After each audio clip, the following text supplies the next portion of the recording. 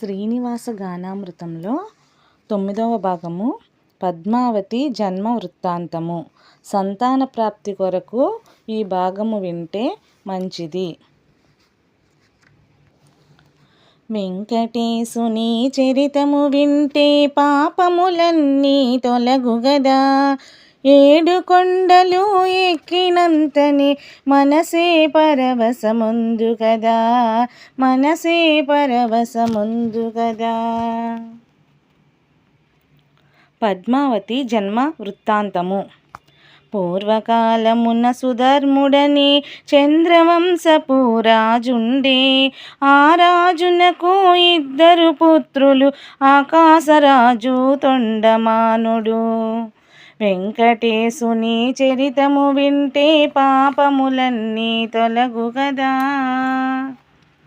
ఆకాశరాజు ధరణీదేవి బిడ్డల కొరకు తపించి యాగము చేయ సంకల్పించి కులగురువైన సుఖముని నడిగే. వెంకటేశుని చరితము వింటే పాపములన్నీ తొలగుగదా. యజ్ఞము చేయగ భూమిని దున్న నాగలి క్రింద పెట్టొకటుండే. పెట్టెను బయటకు తీసి చూడగా అందాలు చిందే పసిపాపుండే.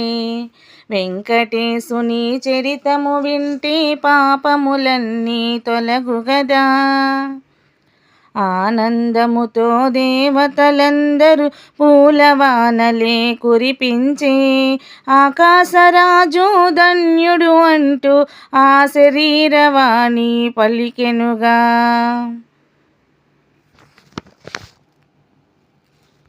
వెంకటేశుని చరితము వింటే పాపములన్నీ తొలగుగదా.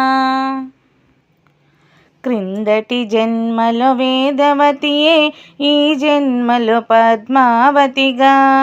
శ్రీరామచంద్రుడు ఇచ్చిన వరమే సఫలము చేయగ జన్మించే. వెంకటేశుని చరితము వింటే పాపములన్నీ తొలగుగదా. పండితులంతా వచ్చి పాపకు నామకరణము చేసెనుగా. శుభగడియలనే చూసిన వారు పద్మావతి అని పిలచెనుగా. వెంకటేశుని చరితము వింటే పాపములన్నీ తొలగుగదా. శుక్లపక్షపు చంద్రునిలాగా దినదిన ప్రకాశవంతముగా. చక్కని తోటల పువ్వులాగా అల్లారు ముద్దుగా పెరగా సాగే. వెంకటేశుని చరితము వింటే పాపములన్నీ తొలగుగదా. 5వ ఏటని విప్రుల చేత అక్షరాభ్యాసము చేసెనుగా. గురువుల వద్ద విద్యలు నేర్చి పద్మావతియే పెరిగెనుగా. వెంకటేశుని చరితము వింటే పాపములన్నీ తొలగుగదా. యుక్త వయస్సు వచ్చిన కన్య గౌరీ పూజలు చేసెనుగా. చెలికత్తెలతో ఆటలు ఆడుచు ఆనందముగా ఉండెనుగా. వెంకటేశుని చరితము వింటే పాపములన్నీ తొలగుగదా.